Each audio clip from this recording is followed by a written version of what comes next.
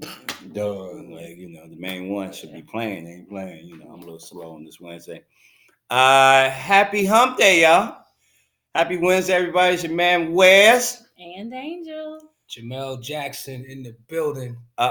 You know that sound like New York up in here. We got New York in the building. You know what I'm saying, son? New York's in the building, man. New York's in the building. We got New York in the building, son. Hempstead, Long Island, stand up. Yeah, Terrace Ave. What? Came a long way, man. Hey, I don't even know where those places are, but I can only imagine. Man, you could Google Terrace Ave. It came a long way. Terrace Ave? Terrace. Terrace They Ave. call it Terrace I've Ave. heard, yeah, actually, that's what I've heard. Yeah, Terror Ave. Terror Not Ave. yeah, okay. Yeah. She like, I'm just from Ohio. I've been in New York plenty of times. I've never been to New York. Yeah, I've been a lot of places. I've never been to New York. But happy Wednesday, everybody. So we're back with another week, another edition of So You Think You're Ready for Black Love. Once again, it's your man Keon, aka Wes. And Angel. And we have a special guest in the house tonight. I just met this young man, and I am very grateful that I had the chance to meet him, because in my 48 hours of getting to know this gentleman and reading his material and looking at, in terms of, we do social media research as well, you can tell this is a highly talented individual. So I'm blessed to have Mr. Jackson in the house tonight. Thank you for having me, man. Jamel is in the building, definitely, no doubt. Thank you for being available. No, I'm very grateful, man. Like I told you, this is the They can't see Oh, me. my bad. Oh, Y'all can't see me over here. Y'all gonna see him now. yeah, please, what up? We're gonna do it. We're gonna do it like this. Difficulties going down. It's all good. We're gonna do it like this. That's how we're gonna do it. But this is the first time I've been interviewed about this book that I put out, The Value of Relationships, which was released in 2016. And this is the first time somebody has interviewed me. Like I told you, I've always pulled on some of the people I knew, some of my business partners, some of my close relationships, and kind of interviewed them to get their input on certain chapters. So now, come full circle, I'm sitting down getting interviewed about the book. Well, I never was looking to have it happen. I just wanted it to happen organically. And that's I wasn't like, I didn't want to. I wasn't like, hey, come interview me. Right. Because it just seemed like I would be, I don't know, it just seemed kind of whack to me. That seemed kind of whack, but look how it happened. Yeah. Look how it came about in terms of us meeting. Yeah. In terms of your brother and me being a fan of his, but in the year plus I've known him, being a friend. Yeah. And getting to know him, and he introduced, and just from there, it's just been all love. And for me, you want to surround yourself with like-minded individuals as you move into a new chapter. As I move into a new chapter in my life, and the old school saying, if you're the dumbest guy, smartest guy in the room, then you're in the wrong room. And I'm not saying that it's been like that, but sometimes I sit and hear by myself, and I'm like, I need more around me. I need more influences around me. And then that's how Angel came about, and now who we are today. So I thank y'all. But let me ask y'all a couple questions. And more important, what's up, y'all? How y'all doing out there in La La Land? Once again, it is cold in ATL. Yeah, y'all, it's cold out here. I'm doing camera work and all kinds of work up in here. But the point is, I'm doing this. And because I want y'all to ask your questions in terms of, what does the value of relationship mean to you heading into 2020, heading into a new decade? Heading into a new you, new year, new me. You know what I'm saying? In fact, have anyone created or seen that new 2020 sister climbing up the stairs? Is she around? You know what I'm talking about? That I haven't seen that picture around. So if y'all see her, tag her to me. Tag us to it. You know what I'm saying? But anyway, what does the value? Actually, let me go a different way with this. The topic in terms of, once again, the values of relationship. Are relationships valuable now? Are relationships, and let's dissect relationships. Okay? Let's dissect relationships in terms of 2019, in terms of what type of relationships do we need in our life today? Like, what type of relationships are very vital to you moving forward in your life? I think any connection that you have with someone is a valuable connection, whether in business or in family or in friends or in love or in, just work. Not so much as a business partner, but people that are around you that help benefit you in some type of way, you can benefit them.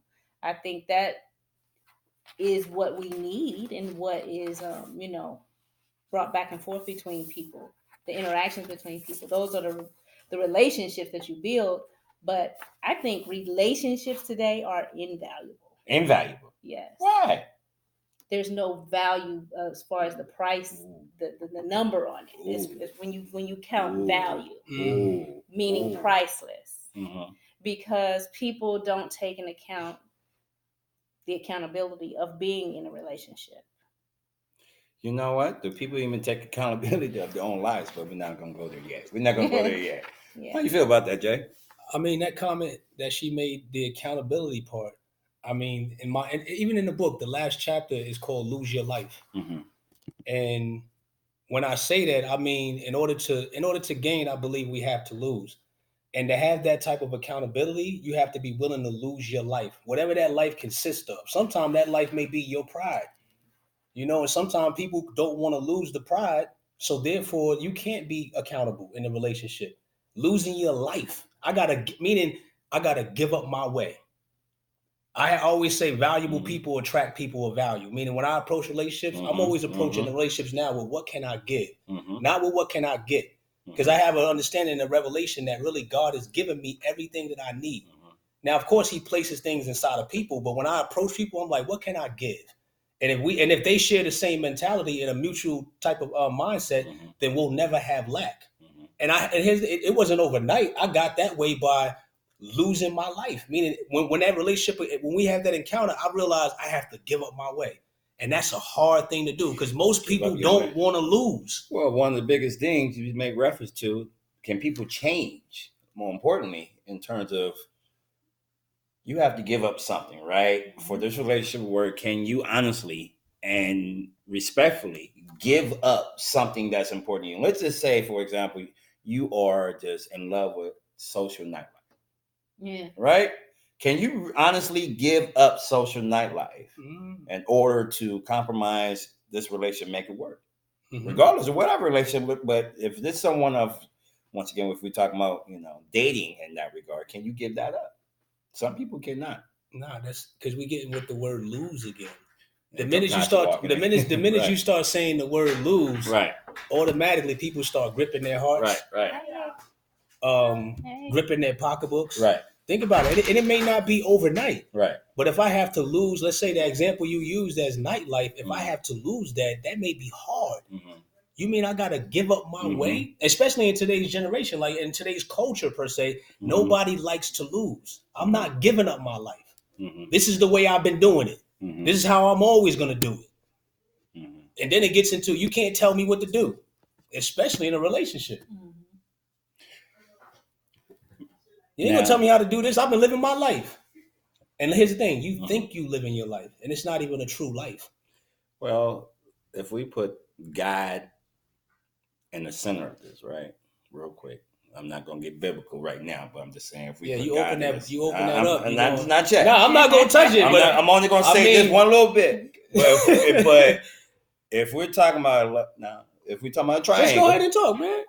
Her, I, him, right? In terms of God at the top. And if we're living the life of God, then we already had the chance. Letting go of something's already been done a long time ago. Period. So, us being the man and being that leader, as we're supposed to be, if we already showed that we're able to let go of something in order to honor him, that way we're showing that we can be the leader for her and saying, hey, I've set the example. I gave this up. Now we can go ahead and move forward as that leader, and hopefully she can. Kings, make sure you get this, Kings. Submit properly. You know what?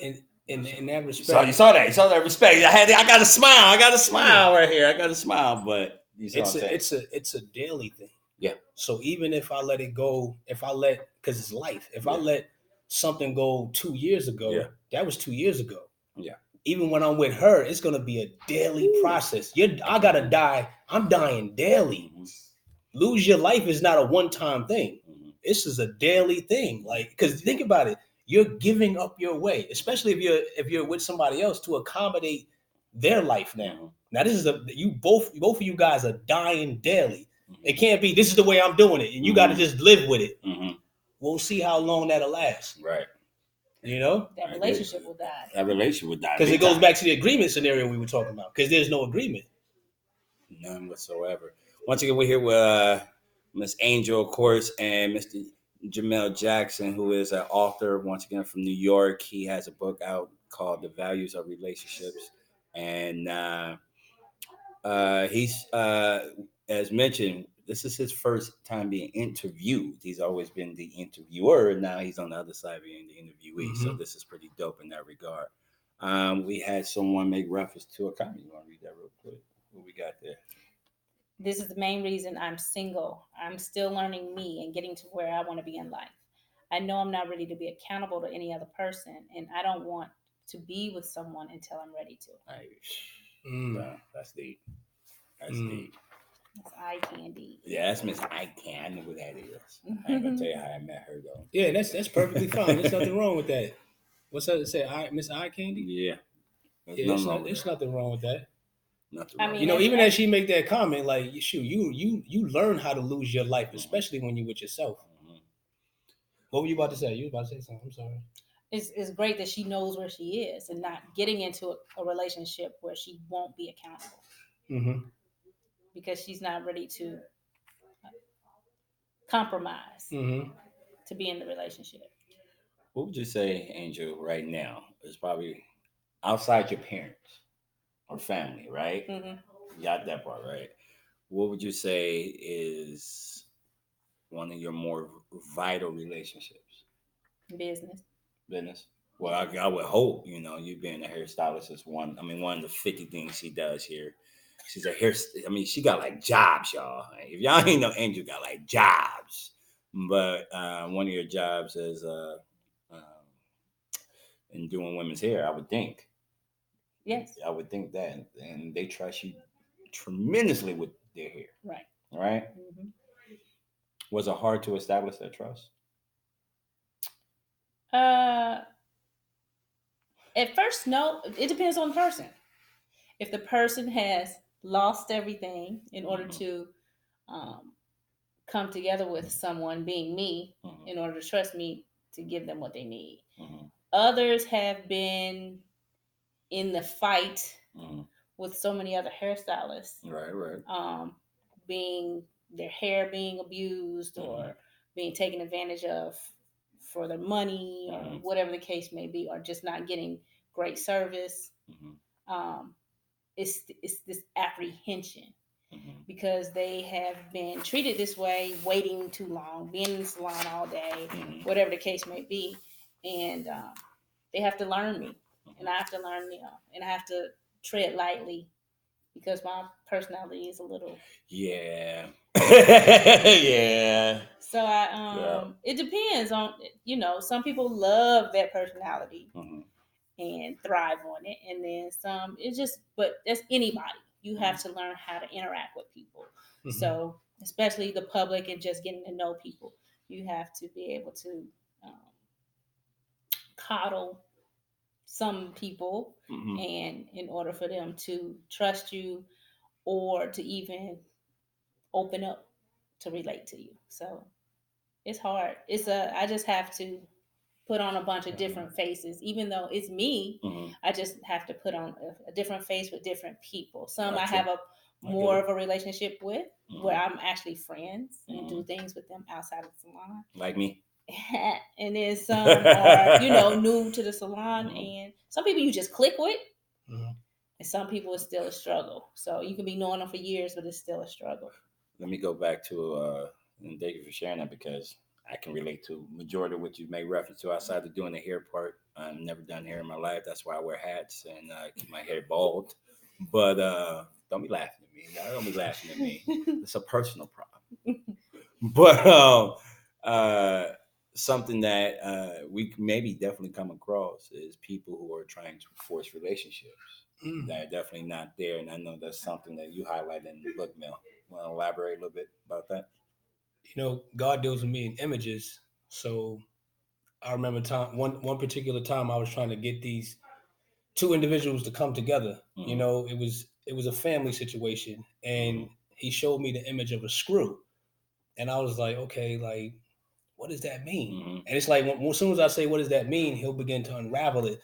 And if you had a screw that was like a 1/4-inch screw, right? Okay. And you tried to put that 1/4-inch screw into an 1/8-inch hole, it wouldn't fit. It ain't gonna fit. Now here's the thing: some women don't think the wrong way. Some women don't think the wrong way now. I mean, if your mind went there, there goes your mind. There goes your mind, because 1/4 inch is not very long. Okay, I have nothing to do with that. Not even. Oh, here's the thing. I have nothing to do with that. Look, let me just say, you got this screw. You trying to put it in this little hole, right? Right. That probably don't even sound good. Right. That don't even sound right. So you're trying to put this big screw in this little hole, and it doesn't fit.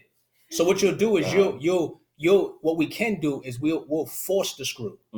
Right. And so as I'm dealing with this image and I'm starting to write down what this image meant to me, you'll force the screw. And this is a true word. It's called manipulation. We manipulate the screw because we're trying to get it in. Facts. Now, what we're doing when we're trying to manipulate the screw to get it in, the screw, you strip it and it loses its groove. It loses the screw's groove. So you forced it in. Like say if you were putting like a bicycle together, I gave that illustration there, like a tricycle or something, and you push that screw in there and you got the bike together. Now, when the person starts to ride the bike, everybody can see, like, man, hold on a second, that thing is kind of jacked up. We call that manipulating. Or if you ever try to get some furniture through a door and you can't get it through, and my uncle used to say, just manipulate it a little bit, like kind of catty corner manipulate it. Mm-hmm. And so when I saw that, it was like, oh wow, that's kind of what I'm doing with this relationship. When you force relationships, it's like that screw. You're trying to force, you're manipulating the situation. Now, here's the thing. When you force the relationship in, now you lose your groove going in. And then even when you're coming out, you strip the screw, so you lose your groove coming out of it. But it's manipulative. And really, that's borderline witchcraft, but that's a whole other topic. I ain't gonna touch that. When you force relationships or manipulation. And here's the thing. When you get in there, now since you forced your way in, it's not going to work out right. Because here's the thing. You coerced or... Here's the thing. There's people that I've had fallouts with, and I knew that, you know what? I could make this whole thing work again. I could make it work again. I could actually set this up. I could set up a dinner with this person, put it together, and we all sit there, and boom, I got the relationships all back together. But you know what that was? That was manipulation, because nobody wanted to really come. I manipulated the whole scenario to get us all together to make the relationship work. It was forced. And so here's the thing, forced relationships with anybody, it won't last that long. Because if the person didn't really want to come, you manipulated the whole thing. Period. Like, yeah, girl, you know what? Why don't you come by? Or dude, come on over. Got some wine for you. Got this for you. You know what I mean? Really want to get back with you. You know, the person didn't want to come. I don't really want to come. I'm cool. Now just come through. The little wine and out. Now they ain't thinking too straight. And wherever it's cold right now, so cold, you want to be warm. Whatever you gotta look, whatever you have to do to manipulate it. Even if it's a business deal, like man, I got a little bit more money for you, man. Just come. And you know the person don't want to come, but you manipulate to the point. I got to get this relationship back. You forced it. And if it's forced, then it's only a matter of time before it falls apart. Because that screw wasn't meant to go in that hole anyway. Yeah, one bit. And it's just like, ooh, I'm not even going to go there. I almost went there, but I'm going to save that one. Let me ask this real quick because it was brought up in my mind when it came up. Do you see a lot of manipulative relationships in Atlanta? Oh, all the time. Like... No, it happens a lot because once again, it goes into lose your life and people want what they want. You know, if I want a certain thing, I may be willing to do whatever I got to do to get it. And it's like that on both sides. Both sides. This goes for business. The illustration I was given was family. I mean both parties. It's both parties. Yeah. So in the intimate relationship part. Yeah, both parties. You know, I got the money, she got the goods. He got the money, and I got the goods. Right. You know, so let's get so we together. Manipulate each other. Right. He wants to have a good time, and she wants whatever materialistic things she can get out of it. Yeah. And that's her payment. And he already got his payment. But you know what's amazing? I learned that day, and I was like, wow, because I didn't see my error until, because I was thinking like, I'm trying to get this to work with the family members. These two, I kept setting up situations like, okay, I'm gonna call such and such and have them at this place at this time and this person at that time, and then it's gonna work. And they'll get there at that time and it just be friction. I'm like, dang, it ain't working. And then when I saw that image and I started to unravel, I said, wow, I'm forcing this thing. I'm actually manipulating. And I said, whoa. And I was like, you can't do that, man. You can't do that in relationships. You'll mess the whole thing up. So you were almost like the puppeteer. The puppeteer. That's what I'm saying. That it could be somebody on the outside that want two people to work out, whether it's friendships, businesses, or girlfriend, boyfriend. Or want these two couples to come together. We could be on the outside like, okay, I'm gonna call her and I'm gonna call him, have her meet me at the restaurant. She don't know he coming, and then he sit over there, and then boom, boom, boom, and then they connect. You manipulating. Sound like an episode of Cheaters. Hey, and that's the reaction you're gonna get. And check that the thing is crazy that, like I said, when you force yourself a forced entry, then you lose your groove like that screw. You end up stripping yourself. You lose some of you, your identity, and your image. And then when you pull yourself out, you're losing even more. And I said this in the book, if you fall off track, like you fall off, forgiveness brings the groove back. But you also said in the book, in terms of forgiveness, how that's probably the most powerful ingredient in relationships in terms of forgiveness. It is. I really believe that. Why you feel that? Because it's a whole nother level. It's a whole, and true forgiveness, like I said, doesn't look for an apology. I'm going to touch on this. I briefly skimmed this in the book. And I'm going to go all the way there because I'm dropping actually a live IG video tonight. So I'm going to say this now. Hey, y'all getting the exclusive. Yeah, they'll get the IG video tonight. That's dope. I went through a divorce. Really? Yes. So boom, that's going to be an IG video tonight. I had no idea. Check it. No, but here's the thing, right? Exclusive. I'm saying that because I went through some things with my wife. I touched on it in the book briefly. And I remember when we had to I was doing the forgiveness piece, forgiving her. I forgave her, and then literally, she never said she forgave me or she was sorry after. So for like a whole, I think like 2 weeks, I was just looking at her like every day, every night, like I'm waiting for my apology. Like I was like to the point I was mad. Like here's the thing, I forgave her. And then while I was laying in the bed one night, church in here. No, listen. While I was laying in the bed one night, like I mean, God, He speaks to me, man. He said, why do you keep waiting for an apology? And I'm sitting there like, because I want one. And I'm looking at the back of her head like I want it right now. Matter of fact, he was like, "What?" This is what he dropped him. He said, and this for you. Listen to this, guys.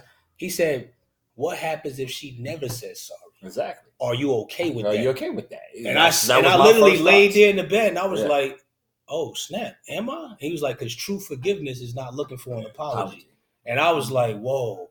And then like literally like maybe like 3 or 4 days later, she came to me and she was like, you know what? I just want to say I'm sorry. Interesting. And here's the thing. It felt good, but I already had the weight lifted off days prior because I wasn't looking for it. Right. But when it first started out, when I said forget, like when I said, hey, I forgive you, you know, it's all good. I was waiting, like, all right, come on. And here's the thing, I still read the book, and sometimes I gotta challenge myself still, because sometimes I forgive somebody, and sometimes a little part of me be like, all right, where my sorry at, man? Where yours at? And he's like, nope. He said, stop doing that, because true forgiveness does not look for an apology. And that's where we battle with it at, because we forgive people, and secretly in our hearts, we might start treating them a certain type of way because they ain't say sorry to me. And they dead wrong. I deserve an apology. Man. No, you don't, because true forgiveness does not look for that. If you truly forgive somebody, then they're forgiven.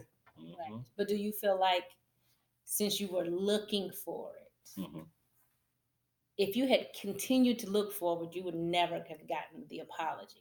I believe so. I believe I probably wouldn't have got it. Because my heart, and then I think even in my actions, now that I look back, my actions were kind of like even displaying it a little bit. Like, okay, I forgive you. I didn't get my apology. So Right. I'm not gonna really scramble them eggs how I used to scramble them because I'm kind of feeling a little type of way right now. I mean, I'm gonna scramble them, but I ain't gonna put the salt, the pepper. I ain't gonna put that love in it. Nah, I ain't chopping that love in it. I ain't finely chopping the onions and putting the tomatoes and all that. I ain't putting that love in. Nah, I'm gonna chop the onion. All right, give me some onions. Right. You don't like the eggs? You don't like the eggs? Apologize then in my mind. Right, in your mind. That's you ain't gonna say it out loud, because all you're gonna do is add another argument too. That's what we do. But even if it's friendships, business, we do that. Yeah, we do. Oh, you ain't gonna say you sorry? You picking me up tomorrow from work? It's your friendship. Yeah, I'm gonna pick you up. 10 minutes later, you did. You late 10 minutes.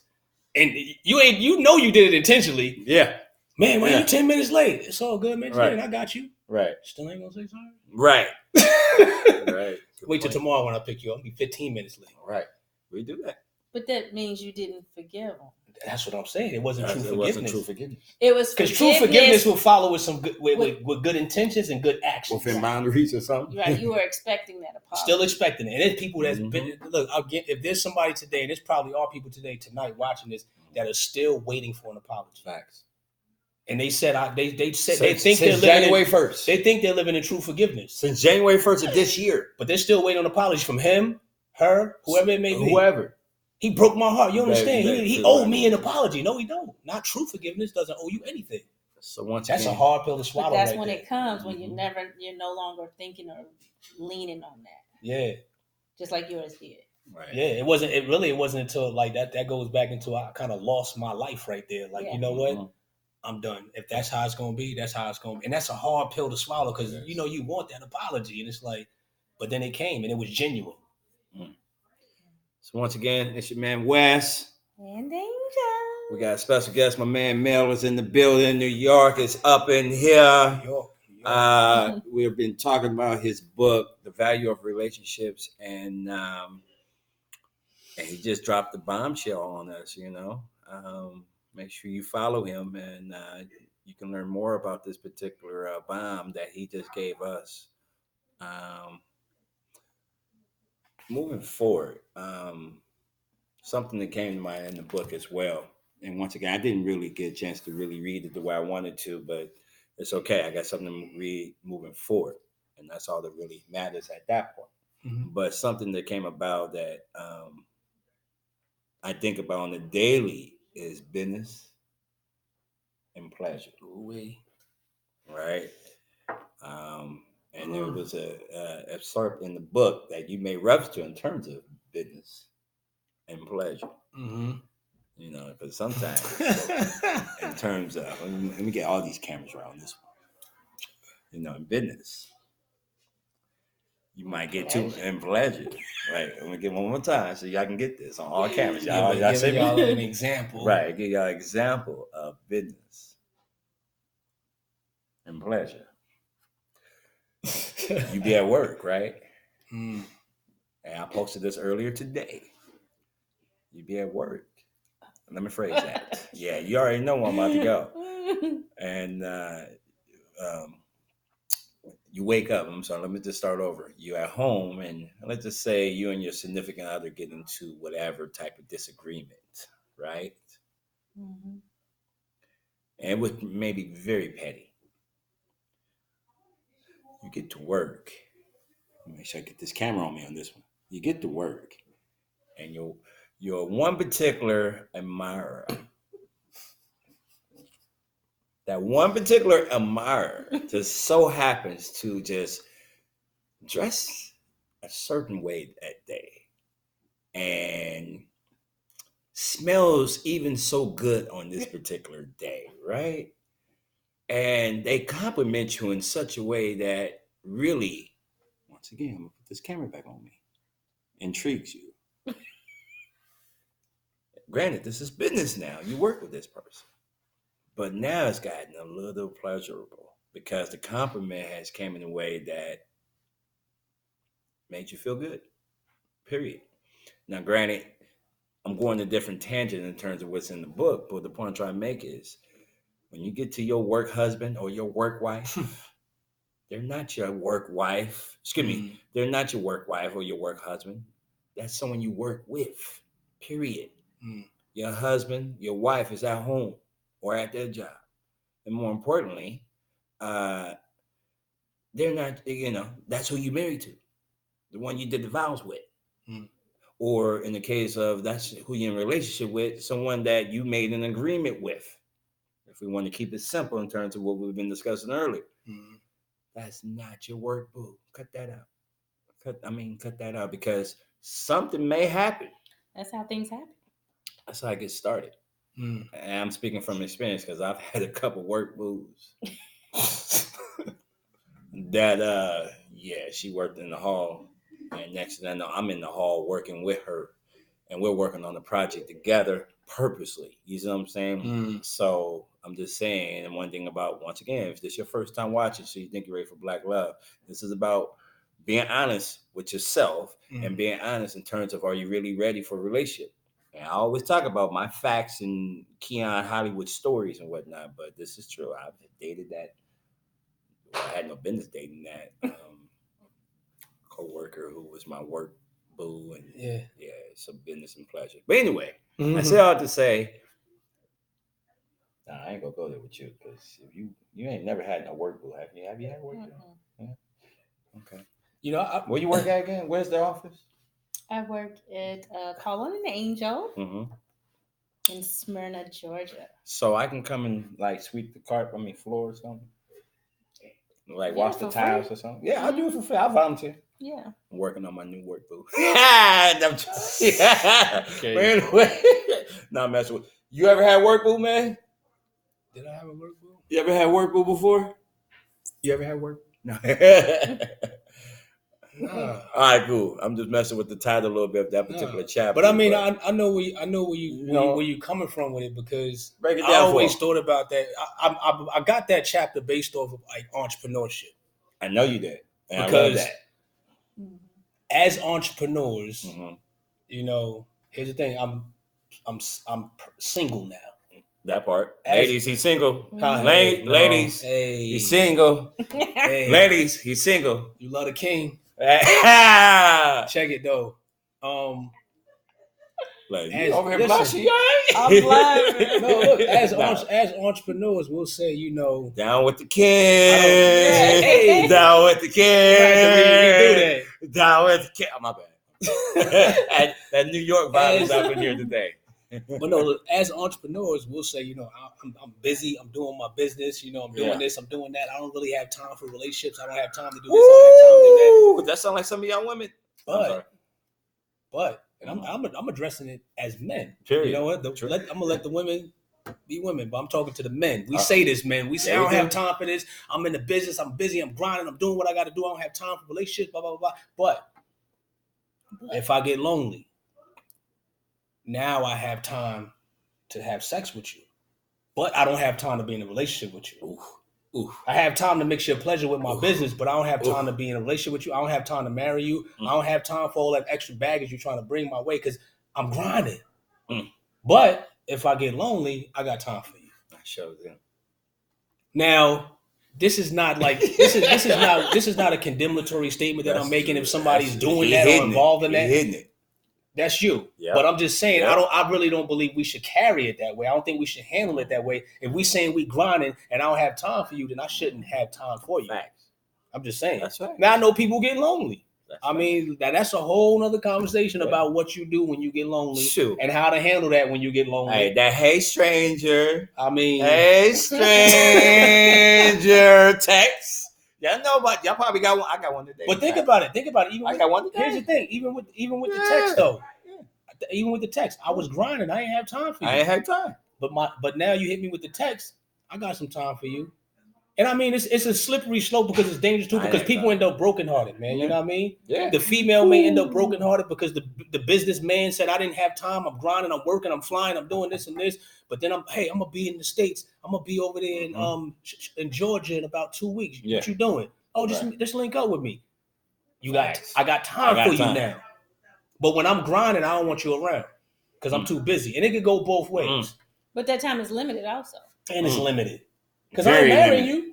Right. I hope you don't think I'm marrying you. Because I got to grind. I got work to do. But do you ever plan on getting married? Oh, I do plan on getting married, but not right now. I just want you tonight.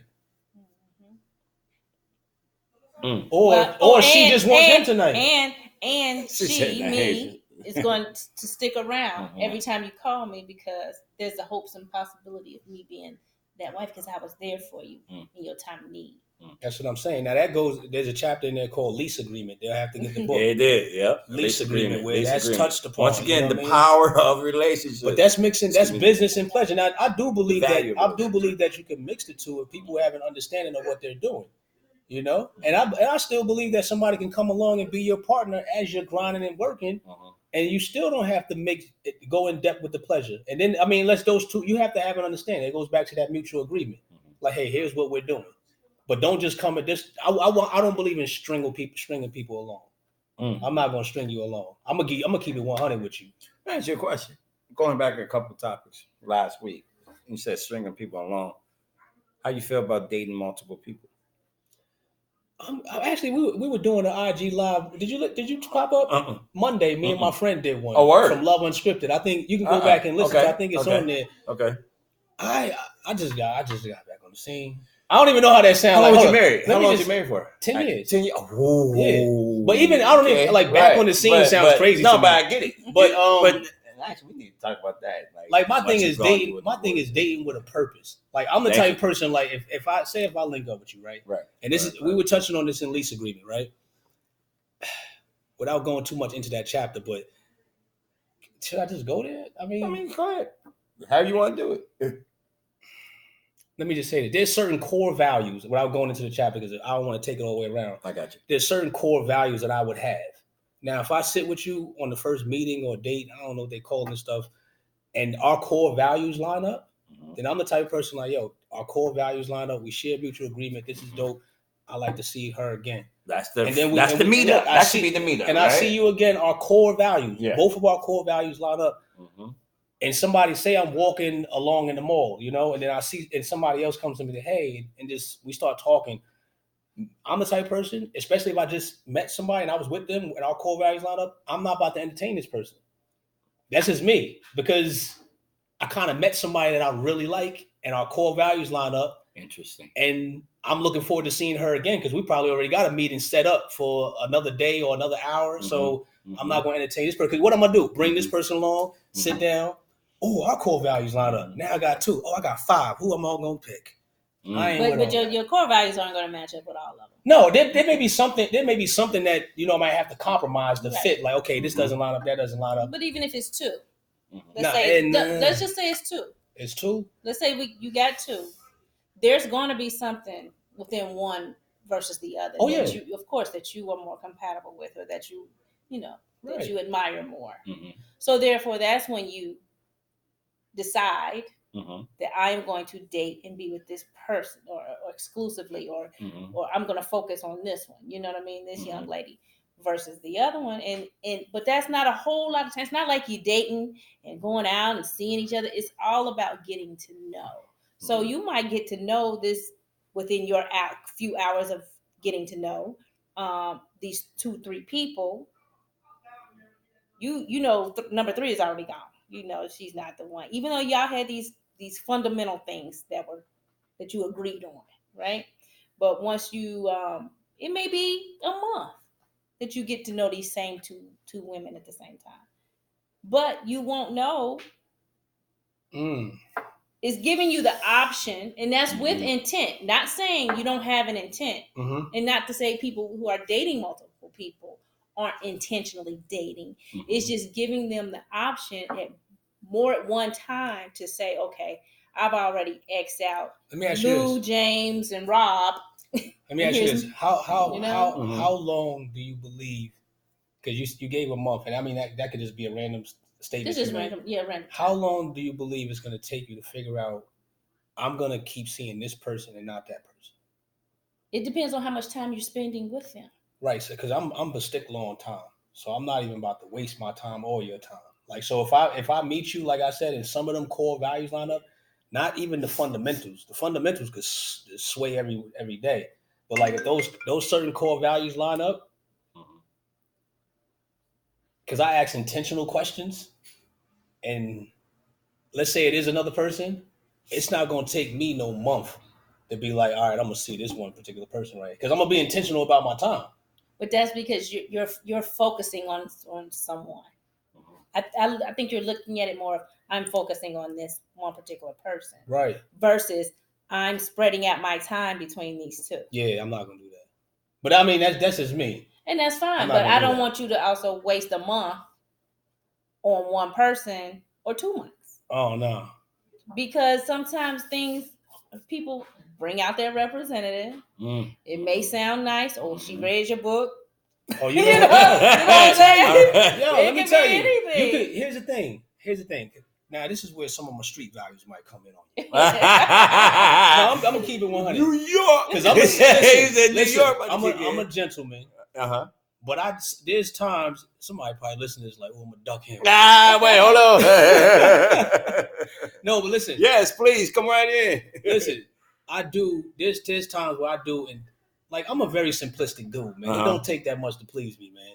You know what? It doesn't take that much to please me. I mean, women. No, there's some men that But my thing is this. Right. Look, we're not gonna go there.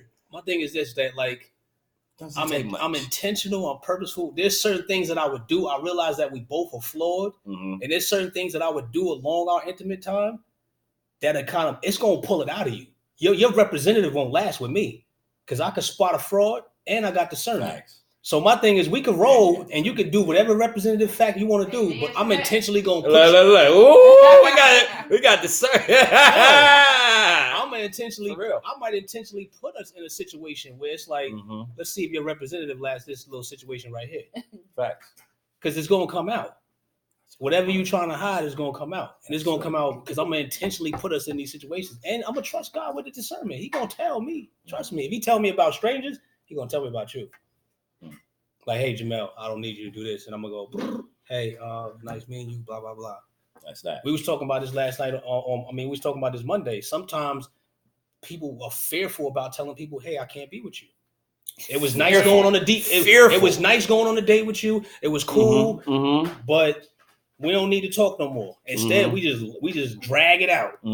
2 months in, you done met the representative. Yeah, right. You know it's phony, right? And you still like, nah, but you know what? She's so bad. She banging. I know she can't spell ABCs, but it's all good. Oh, I know he, ain't got this lined up, and right. I know he said he want 4 kids, and I only want 2, but it don't matter. We're gonna make it work. That's true. But you knew this at the first date that he ain't want them many. Sound like my last. Manipulation. As we talk, what? Somebody was listening earlier. Yeah. I bought a copy of the book for you to get too. Right. Once again, we got backpack. Once again, so you think you're ready for Black Loves? Your man Wes, Angel, and my man JJ up in here. Jamel Jackson, doing, New York is in the building. We got about 15 minutes left on this show. Then we may do some more Q&A afterwards. We getting deep with y'all tonight, you know. Man, we need to go to the lease agreement, man. Go to the lease agreement, man. Go ahead. Listen. So the lease agreement came about because one day I was going to look at some property that I was going to potentially rent, and I was like, okay, let me go look at this property. So I went to see it. They had the realist, the realtor puts the little lock pad on the door. Okay. They gave me the code over the phone to unlock the place. I go in there. I'm like, wow, this is amazing. They got the granite countertops. They got the chair rail. They got the hardwood floors. They had everything that I liked. I was like, this is it. Call the guy. So I read this. I'm like, yeah, I like this. What's the next step? What do I got to do? He said, just send me the deposit. It was $1,000. He said, just send me the $1,000. You already got the key and you good. I was like, okay. I was like, can you send me the lease? He was like, no, here's the thing. You just send me the money and then I'll send you the lease. And if you don't like what's in the lease, then I'll send you your money back. Come on, I ain't dumb. I'm sitting there like, send you the money, then you gonna send me the lease? I was like, no, I need to see the lease first, then I'll send you the money. Right. He was like, oh, you making this such a difficult task. I'm like, sir, whatever. Click, hang the phone up. Go put the key back in the little locker, lock the thing, and I'll leave. I started researching it when I got home. Come to find out that they were actually there was some people running scams. It was a legit property, but there were people behind the scenes running scams, letting people get into the place. They'll send them the money going to some false account. And so after I seen it, I was like, wow, how often do we do this in relationships? Woo! Think about it. Like break it down for we'll get into, say we go on that first particular day. I'm not calling people property. No. But sometimes you gotta come with your lease agreement or your core values, and you like, okay, you don't just as soon as you sit down, like, hey, this is my da-da-da. Right. You know, somewhere during the course of the conversation, you will make reference to make your reference particular to quote unquote the lease agreement. Yeah. And let's just say there's things in the lease agreement that person doesn't agree with. Right. But they don't say that they're not in agreement. Right. Say smoking. Say smoke. Oh, I don't want anybody look, this is, now here's the thing. There may be things you're willing to compromise. Like, you know what? They don't have the granite countertop. That's okay. They got my hardwood floors. Come on now. But we sit there across the dinner table, man. She looks so fine. She talks so smart. Her body's banging, man. Look at his teeth. Those are the teeth that I always dreamed about. And look at his eyes. This is the one right here. Here we go. But let's that one area where you don't want to compromise, he says, look, I want to have 6 kids. You like, man, I only want 2. Right. But here's the thing: since he looks so good, since they don't see, since they already got the hardwood floors and the fireplace, I look past all that and I sign the lease. So I sign up for this relationship. Now here's the thing: this is why I brought it to relationship. Because think about how dumb this sounds. Say the place doesn't have the one thing that you're not willing to compromise. They don't have hardwood floors. Right.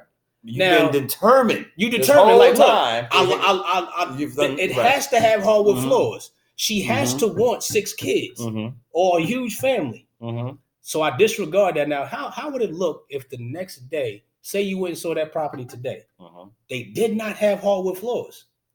Are you going to go back tomorrow and say, hey, let me see that townhome again? It does not have hardwood floors. Why am I looking at the place the next day? No. But we do that in relationships. After that date, after we done laid the lease agreement out, we already saw that he or she does not want this right here. And look, it doesn't make them a bad person. No, it doesn't make it a bad property. It's in the perfect neighborhood. It got a nice yard, but it don't got my hardwood floors.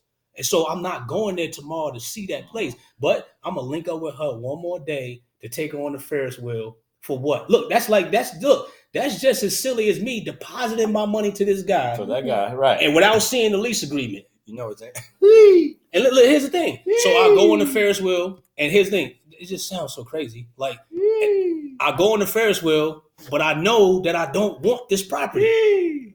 But then I go back again. That's like you going to visit that property 5 times to look at it and say, just take me over there one more time. It don't got the hardwood floors. And he got deep right there. Look at it. He got deep right there. She don't got what. Here's the thing. She's an amazing woman.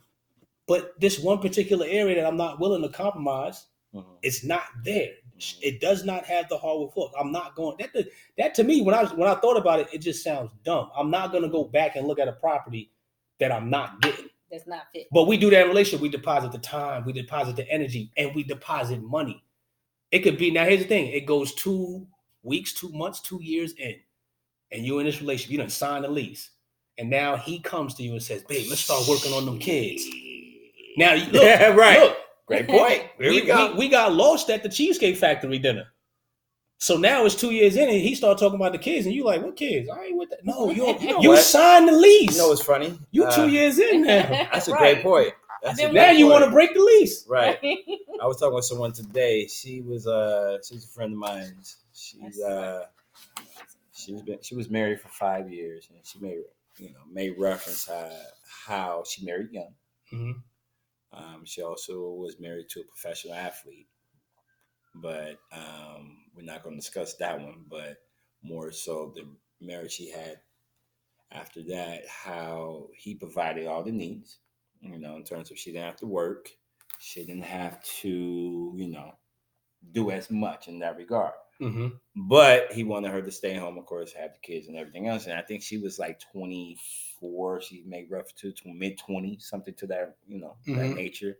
And what's up, y'all? It's your man Wes. Y'all can't see me over there, but I see y'all. It's all good. But and Angel. But once again, she made reference of how it was a lesson learned. It was a lesson learned. Bottom line, and she made reference of how it was major disconnect.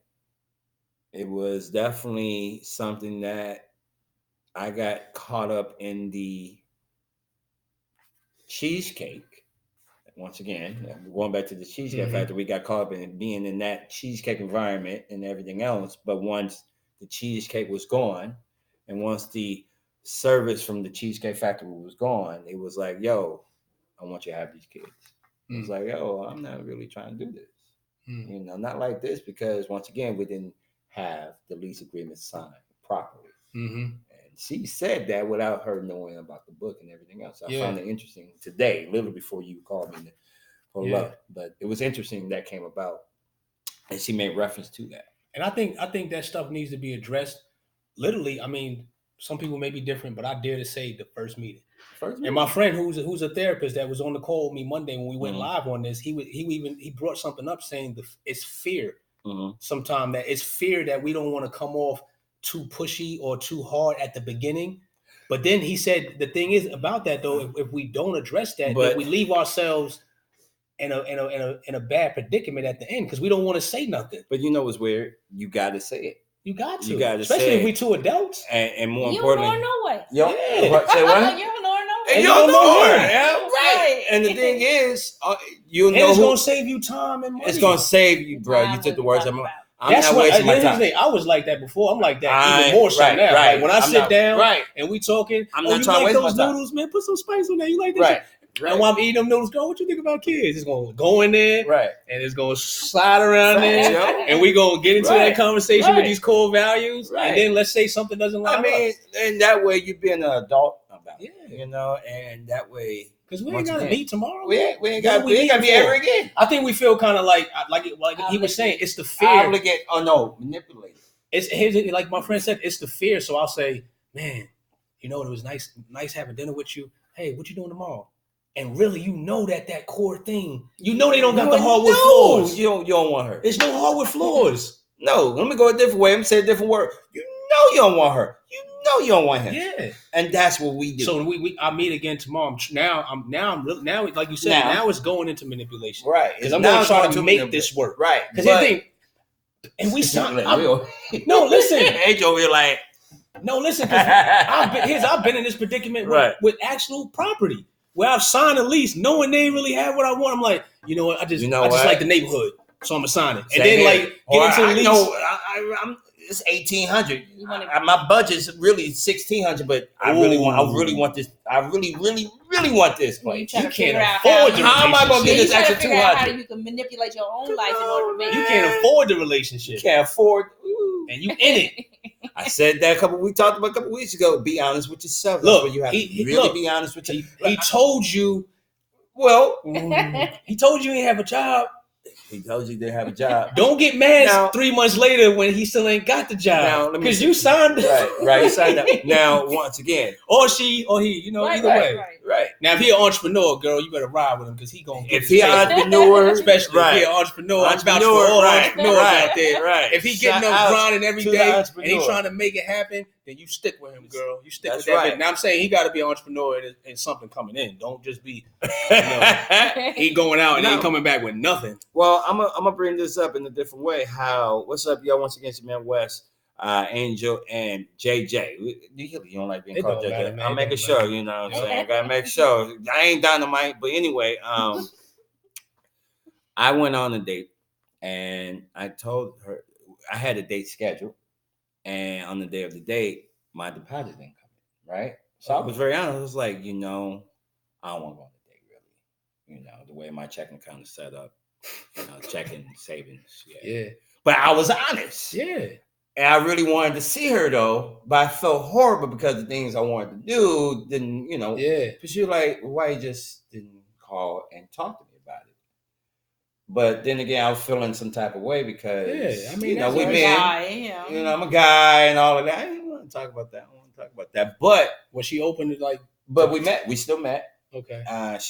We met, and the thing about it, it was probably a very important conversation because it allowed me to, core value right there was being challenged in terms of, look, I know what I do. I know I work hard, but this image of who I am right here, this ain't me. I know deep down inside, like what I'm doing and what I'm working towards, and being an entrepreneur who left corporate America now is pretty much working for himself in a very humbling way.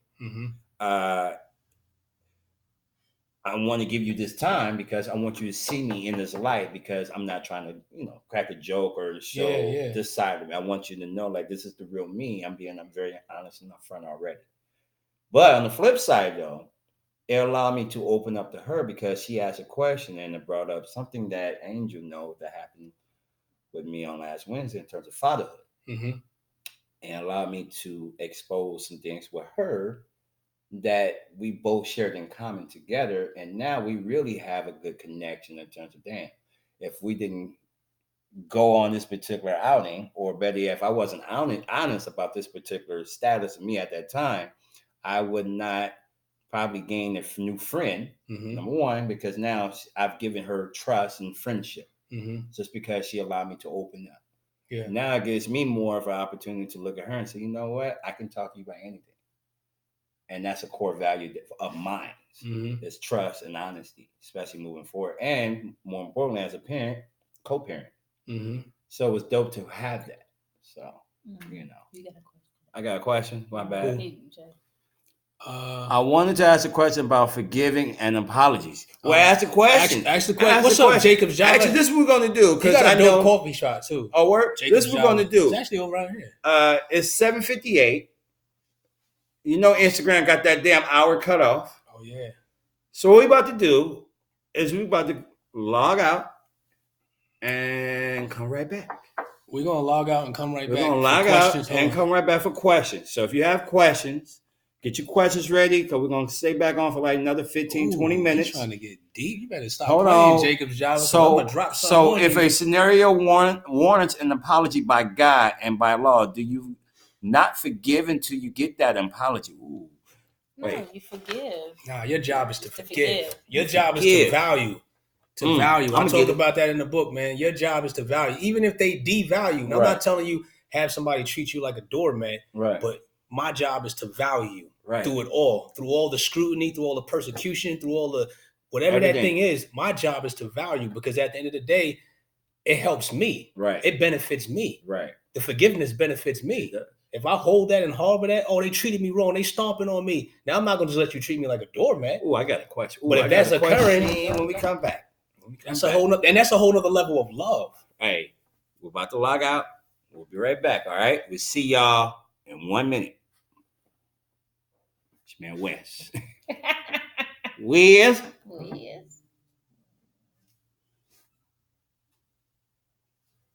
You could just go live again? Yeah. Oh, I didn't know that. Did you save it? I saved it. I don't know if he was trying not to or trying to save it. I just clicked share. All right, let me get that one back.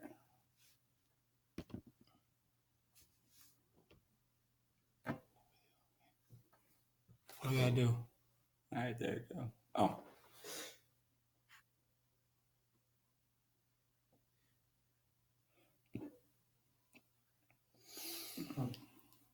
You good, sis?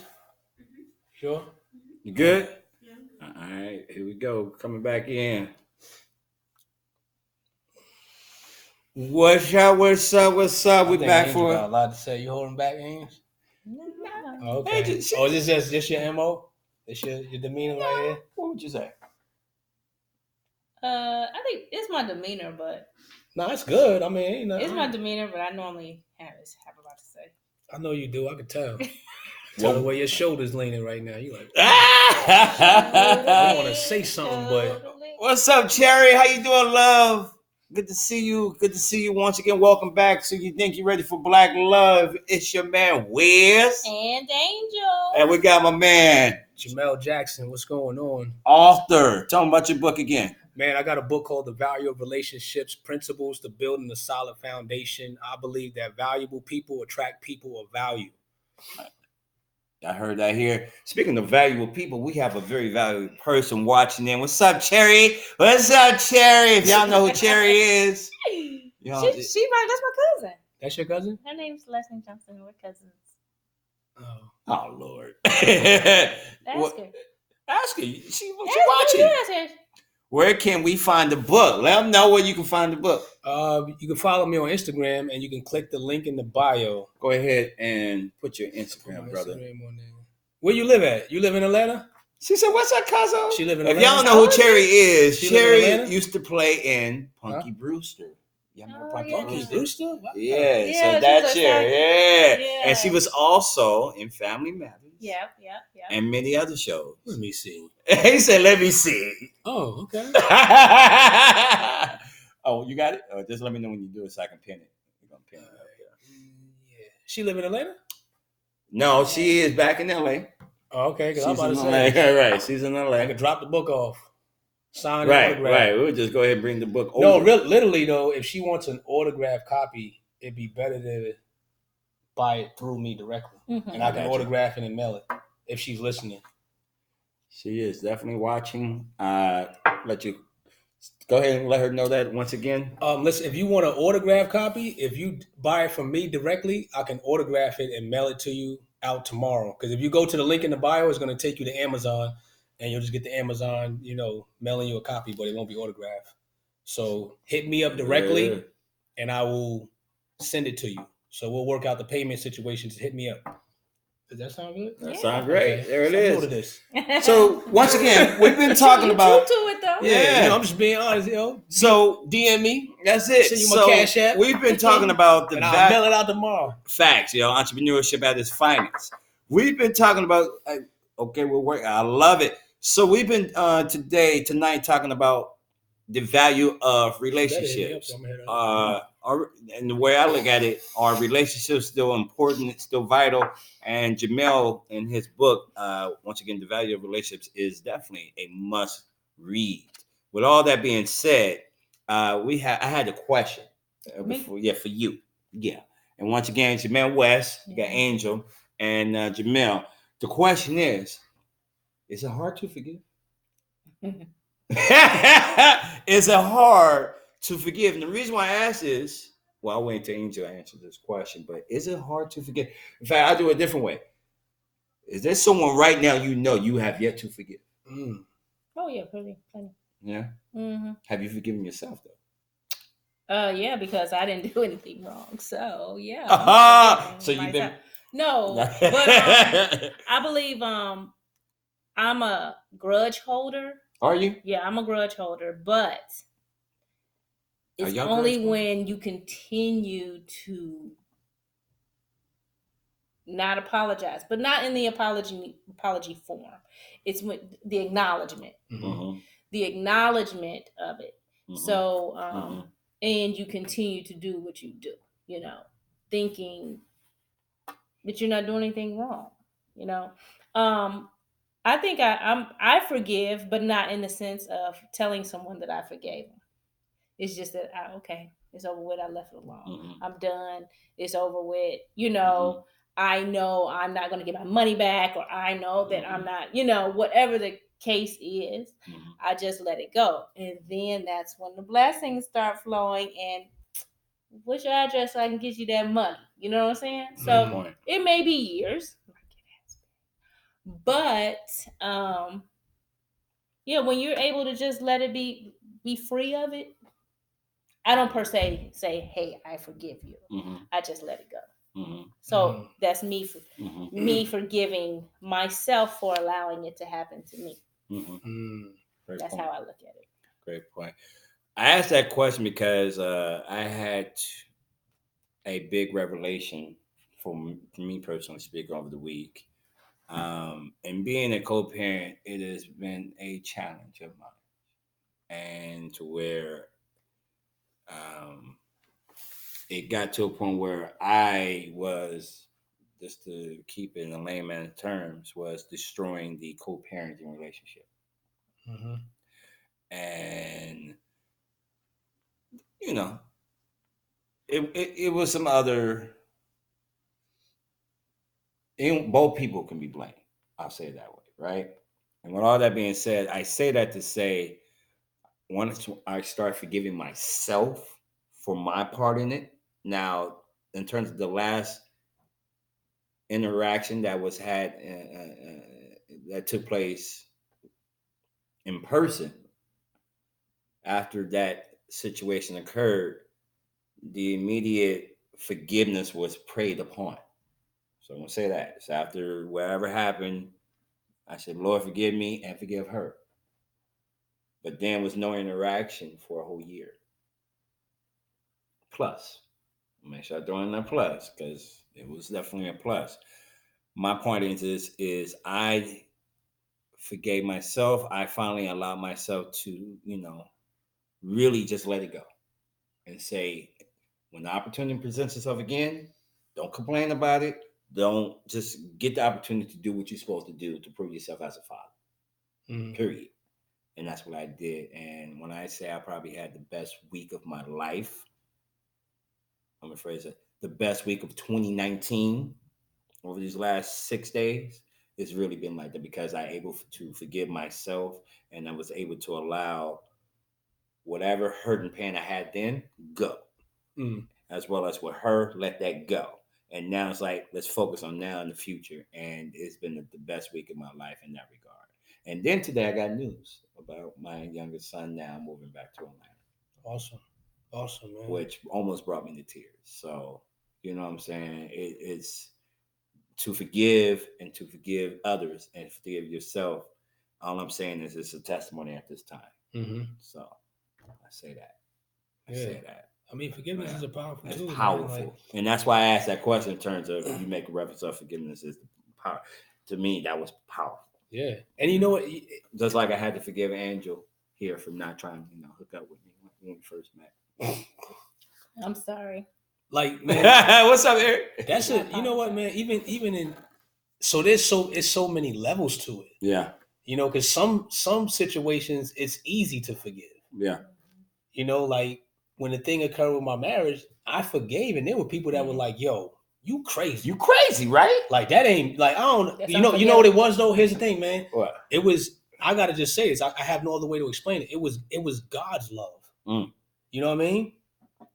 Because my love is. He said, "Not that. I'm sorry." My love. my love is incapable of doing that. You know what I mean? That's in the chapter called "Love the Hell Out of Them." Like it gets to the point like he loved the hell out of me. Like when I was out there running reckless, ruthless, doing everything under the sun that was crazy in the streets, involved with all this drugs, guns, all this. He loved me, and while I'm in that hellish activity, and loved the hell out of me, and replaced it with His love. So then I can literally give it to other people and love the hell out of them, whatever that may be. Because here's the thing: my love, I love you to a certain extent. You push the wrong buttons, then it's like, all right, my love is cut off now. You know what? And Grant, I ain't trying to cut you off. No, but his love will have you forgive people when things have been the darkest and the dirtiest towards you. You see sometimes these it happens on TV where somebody did something to somebody's kids, killed the loved one, whatever, and the lady stands up or the guy stands up in court and says, we forgive him. That's a whole nother level of love right there. That's a whole nother level of forgiveness. Yeah, because some of us still ain't forgiven. No, but I understand, and I can understand. It doesn't make a person a bad person if they don't forgive, but that takes a supernatural, different type of love. Because your love can't do that, man. Something you made reference to in the book, and I'm curious to ask Angel her opinion on this. There are 4 different types of love, right? Eros. Is it Phileo? Phileo. Not fellatio. Not fellatio. Somebody like, hey, not fellatio. All right. I knew he was. Yeah, right. So once again, my book. Let me get Eros, 5 copies. Right. Yeah, get 5 copies. Eros, Phileo, Storge. Storge. See, he had to get the A on me. You know what I'm saying? Storge and pronunciation. Agape. It don't matter. It doesn't matter. Agape. Once again, Eros being breakdown. Eros is dealing with like where we get that word erotic, like that. That crazy love, like sexual. I love you, like because you put it in. Put it down. Listen, some people fall in love, and that's their love, right?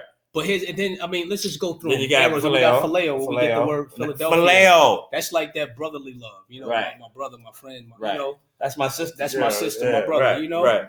And then you got Star J. That's not like Strong family, J, but not Strong J from Boomerang. We're dealing with family. Not Strong J from Boomerang. All right.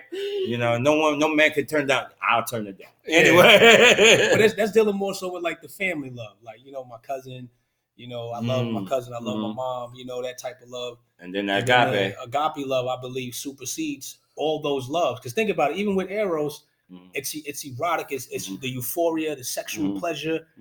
But here's the thing: if I built on that, then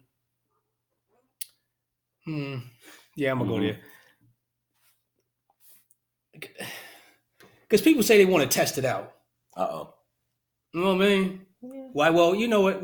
What if I marry him or her and they ain't good in bed? And so I want to test this out. Now here's the thing. Here's the thing. If you met Joe Blow and he wasn't good. No, here's the thing. Here's the thing. Let's say you test it out. And the Eros is the bomb. He puts it down or she puts it down. It's the bomb. Now let's say I do. We married. I saw this in the book. Come on now. And let's say she. I'm not wishing. Let me just say. Let's say something happens. Right. And maybe she get in an accident or something happens with him. Right. You know what I mean? And now his hip or whatever the case may be out of place, and he can't dig in there like he used to dig in there. And now something. Let me just go down this lane because this is real talk. Hold on. Listen. Hey, you don't start blushing. Listen, he can't do like he used to do. He can't put it in the same way. Or look, something happened to her. I'm being for real. Something happened to her. Maybe it's mental, and she can't have the drive like she had before she met you. And the Eros was the bomb. Right. Now, here's the thing: if the love was built on that, now we don't have nothing at all. Now, here's the thing: you wanted to test it out. It was the bomb. Let's say it was the best in the world, but then y'all get married or y'all go more in depth with the relationship. Say y'all not even married, but y'all go in more depth, and this thing occurs where some physical ailments take place, and now he or she can't work or do or perform like they were when they met you. What you gonna do then? And then you're gonna claim, as mentioned, because if it was based on Eros, then I gotta find another erotic situation, to replace him or replace her, because it was never based on the agape love. Because the agape love is like, okay, dang, he messed up an area or she messed up an area, but I love her. And here's the thing. That's hard because when people, if it's built on Eros, if it's built on Phileo, if it's just built on those loves that are man, those are human. That's human love. But if it's built on that agape love that supersedes all that, man, something can happen to my girl, something can happen to my wife, as far as those physical things, and I'm sticking, because it's a deeper type of love. It's a deeper love. And his thing, my love couldn't do it. My love would be like, dang it, man, you can't perform like that, man. I gotta pick somebody else up. But that's my love. But his love is like, right here, you stay. You know what I mean? That's another level right there. And we talk about, oh my God, I love her. And you love the Eros? Yeah. You know what I mean? What's your thoughts on that, Angel? Yeah, I was gonna say. I agree with you. You agree? I agree. I mean, here's the thing. It's another level. It's not that. That's not easy. No, and I believe that's really what people want. But again, how do you love? What is your love language? Yeah. Do you know how to love the person that you're with? Yeah. You know, just because you say, I love you, and I loved him with all my might and all my heart and everything, and I did everything to show him that I loved him. But is that the way he needed to be loved? Is that the way he wanted to be loved? Is that the way he accepted love? You know, so those four types, one being basically unconditional to the core, you know. Unconditional. Somebody said that over here, unconditional. Yeah. That's another level though. That's the one that supersedes everything. Me now, I've learned, I've learned this afterwards, but like literally when I put the book out, it was like everything went crazy with a lot of my relationships. I was like, what the heck? But I said this, like, if I try my best to keep God at the center of all my relationships, whether it's friendship, you know, somebody I may be seeing or whatever. But if it's somebody I'm seeing, y'all listen to this. If it's somebody I'm seeing, I'm trying to keep him in between us. So that way. So therefore, if I'm looking at you, I'm looking at you, I got to look through him to look at you. Come on now. I got to look through him to talk to you. And if once he gets out of alignment, then I'll start talking to you like everybody at the barbershop. Exactly. Everybody at the basketball court. Oh, this is what they saying down there. So when I come home and I'm talking to you like how they talking. Now, there could be somebody at the barbershop with wisdom, but 9 times out of 10, it's not really that many people there, or on the basketball court, or now if he's not at the center, so you come to me talking to how they talk at the salon. I'm looking at you like, what the heck, what? But if he's in the middle, I got to look through him to talk to you. And I got to look through him and say, that's God's daughter right there. I can't just be talking to her any type of way. I can't just be looking at her any type of way. I can't be dealing with her any type of way. Now, does he ever get out of alignment? Yes, but that's when I got to quickly be like, oh, I need to pull him back in the middle. Because I'm talking to her like she down at the barbershop. And I get the results that I get from that, you know? We We got deep today, y'all. Yeah. We got deep today. So where you get all your knowledge? That's good. I'm going to point it back to the King. I get it from God, man. Like I can't take no ownership. I know, and I say that because even the book, and like this is what I say, like that wisdom came from him. Because even I still go back and read it. I literally have to read the page, and I'm like, okay, I'm not this smart. I'm not this smart. This is his wisdom. You know what I mean? There's a part in the Bible that says there's a difference between earthly wisdom and heavenly wisdom. You know, earthly wisdom is kind of selfish, but his heavenly wisdom is not selfish. It just, and that has to come from him. I'm like, yo, because I'm not that deep. I'm not that smart. I'm really not that smart. I mean, I'm smart, but I'm not that smart. And it says the foolishness of God is wiser than man's wisdom. You know? So some of the topics in the book may seem foolish, but his wisdom that supersedes man's wisdom. And I'm like, yo, this is him. And the book is literally, it's still transforming my life. Like even y'all talk about the chapter on forgiveness. I was reading that chapter the other night, and I'm like, dang, I'm like, whoa, okay, like I need to do this. And then I always read the chapter Lose Your Life. I read that chapter like once a week. Because I'm like, man, lose your life is so critical to me. Like, because every day I have to give up my way, and I don't want to in some areas. Like, it might just be prayer. Like, man, you got to pray. I don't feel like praying. I'm tired, man. I don't want to do nothing like that. But that's like, I got to give up my way. Or it may, especially in a relationship, I'm at another level with it now, you know, with the compromising and communication, like, because you got to give up your way. And I mean, that's a long answer to your question. So, but did I answer it? You answered it. Let me get this last question before we wrap up. You seem like you want to say something else. Yeah. Angel, you know what's been funny? And we talked about this because one thing about being transparent in terms of our relationships, we have a good friendship. We have a good hosting friendship or relationship. And one thing now, you know, she'll say this in terms of what suggestions, in terms of the podcast. She'll make reference of certain people who make reference of the podcast. And one thing I'm always down to hear is their opinion and her opinion. And I remember people were saying like, well, he talks a lot. Well, she had my back. She was like, well, it's his show. You know, and I was like, do I?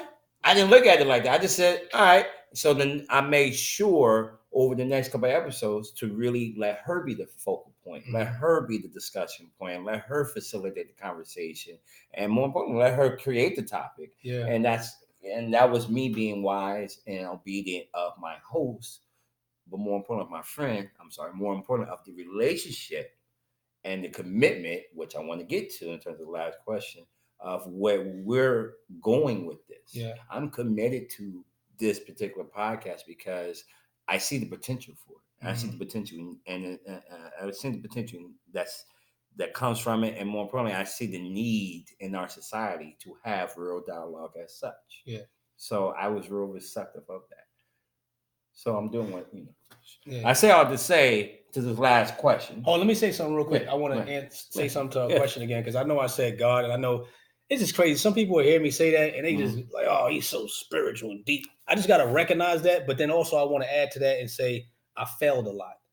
That's where a lot of this wisdom came from. I failed a lot and got picked up a lot, and failed a lot and got picked up a lot, and experiences and challenges, and that a lot of it came from. That's another part of where it came from, failing a lot. And it's like, you know what? I'm tired of failing. And then also, and now listening more, you know, to the instructions and being like, you know what?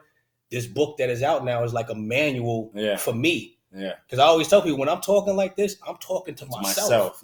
Literally. When I'm talking to this IG live, I'm talking to me. I feel that. So when I leave here, I'm like, oh, did you hear what you said? I feel Take that and learn from it, you know? Something you made reference to that is rare in our society.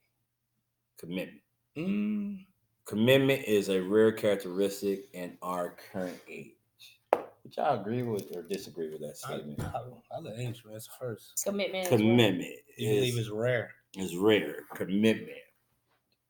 And today, 2019, do you feel commitment and an honest, faithful commitment is rare? I think the commitments that have been made in the past may still be recurring, but I think most people are committed to themselves. Mm-hmm. So, and then you can look at, some people look at it as selfish, some people look at it as self-care, some people look at it as right, self-care, definitely. Self-care, yeah. Right. And they may do things being selfless for other people, but not committed to it. It's when they want to give, when they want to do, when they want get out of it. Yeah, and it may be sometimes, most times, what can I get in return? Just like that forgiveness and that apology. It's like, if I forgive, if you truly forgave, in your heart, knowing I'm forgiven, but if I forgive, well, I'll get my apology.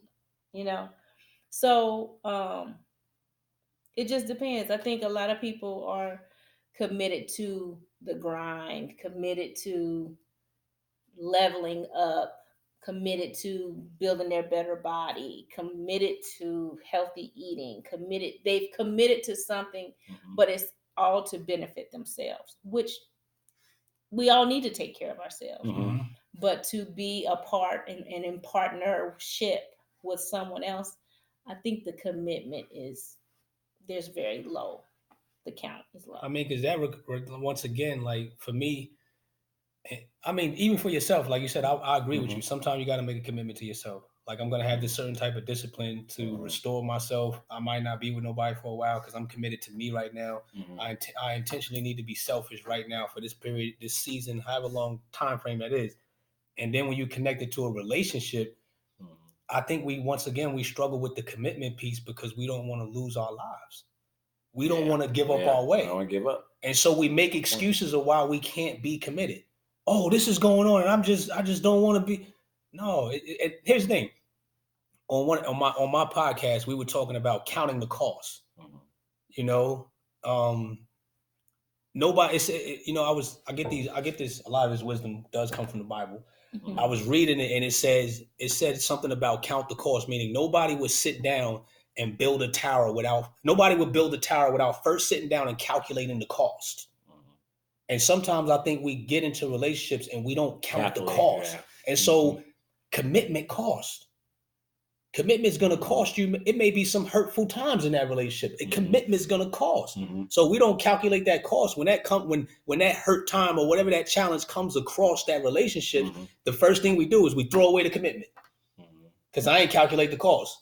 What's this right here? It was supposed to be fine and dandy forever and ever. We supposed to be tipping through the tulips and smelling the roses all the time. I don't smell roses. I ain't smelled roses in 6 months. Great point. I ain't committed no more. And so here's the thing. If we don't calculate the cost and then that time comes around and the commitment gets challenged, now all we need is something else to entertain us and we'll smell a different rose. Quickly. And here's the thing. A whole different plant. You cannot run from commitment. Some cannabis plant. You're going to have to commit to something. You're going to have to commit to someone. Yeah, that's true. So I'm going to run from this one. I'm going to commit to this one. Run to the next. And what happens when something get crazy there, then I got to run from there and commit to here. I'm on to the next. I'm on to the next. And really what it is and here's the thing. I'm listen, guys, I'm coming at you. I believe. I think men more so have a problem with commitment. Oh, we do. And you know what? And here's the thing. I'm not saying like, I'm not knocking men because here's the thing. Everything I believe has a root. So whoever that man that is listening right now, if you have a commitment problem, that may be a root of some bigger thing that maybe it came from your father, your father's father, your father's. I don't know the family. Now we're dealing with trauma and traumatic experiences and generational trauma that affected you psychologically and dealt with your commitment. So now as an adult, it's hard to commit. And I always say, listen, man. And also when women stand up and really be like, yo, this is what it is, the men are gonna stand up. They're gonna line up. But if she keeps just Angel, could you just address this part? Because I don't want the women coming after me. If she just does what, then tell me that man will line up. If she just put her foot down. Use her brain. I ain't your hoe. Sometimes I am. I mean, listen. Character, character, integrity, accountability. Fear sabotages commitment. Thank you. But if you, I'm saying when the foot is put down, it's like, you know, this is what I stand for. You ain't gonna be calling me this. You ain't gonna be. Right. But anyway, suffice to say, calculate the cost. That's it. Because it cost. Yeah, it cost. Just like when y'all be checking out that one, you know she bad, she high maintenance. It's going to cost. Calculate, because it comes with commitment. It's going to cost. Commitment is real, man. You know what it is, man. Here's the thing. I brought a lot of the street things that I learned into my relationships. Oh yeah, me too. Like when I said this in the book. Like when I was growing up, like I didn't have girlfriends. Like I had a methodology. Like because I was in the streets. Here's the thing. I did like girls, but I had a methodology. Like I was in the streets, and the stuff I was involved in, I didn't want a girl with me because I was running from police often.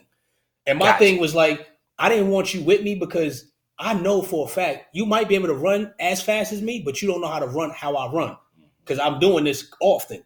So if I run and you get caught, you're going to tell the police and something going, you know, that was my mind state. But you're right to think that way. And so here's the thing. Right. So here's the thing. Even that some women ain't that strong. So look, as I grew up, you know, there were girls that I would see, but I would never be like getting that close. And you know, and then eventually I did have a relationship with my son's mom. We were together. It wasn't that long. And then I eventually got married. But here's what I brought from the streets into my relationships. I brought that oath. Like when we were in the streets, we had an oath. We had a certain type of blood commitment where it was like, look, we out here and this is what it is. And if anything happened, I'm with you to the end. We dying out here. And then literally when I brought that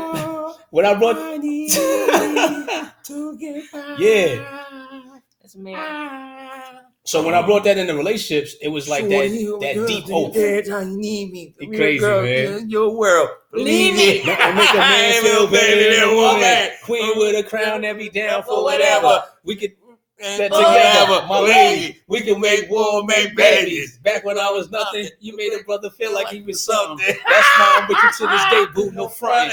Even when the skies were gray, you would rub me on my back and say, baby, it'll be okay. And that's real to a brother like me, baby. Never ever give my away and keep it tight. Alright? Yo, we are ending the show on that right there, y'all. For the real, like. That's dope. I brought that oath in there, but that song right there, I think go back and listen to Method Man's song. Yeah. That song is talking about real commitment. It's real commitment. Because he like, look, even if I'm locked up north. Yo, that's the first. You see it hit me. You in the streets rocking 3 fourths of cloth.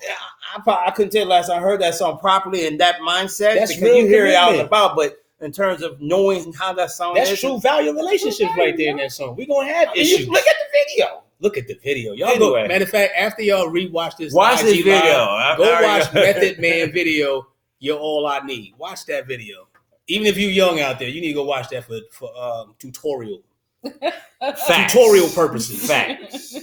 And on that, because here's the thing: if you link up with me, part of my mind got that Method Man deep down in me somewhere. Like, girl, He was like, yo, I don't care about all that. M-E-T-H-O-D. We don't need, he said, we don't need a ring, we don't need all that. But that's a whole other story, man.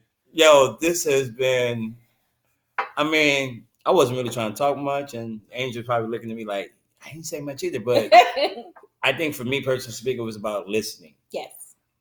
And one thing is about relationships and you know, at this stage of our lives is not wasting time, and what is the purpose of these relationships or the people you interact with. Yeah. And to me, it was much more than having him come to be a guest on this podcast on tonight.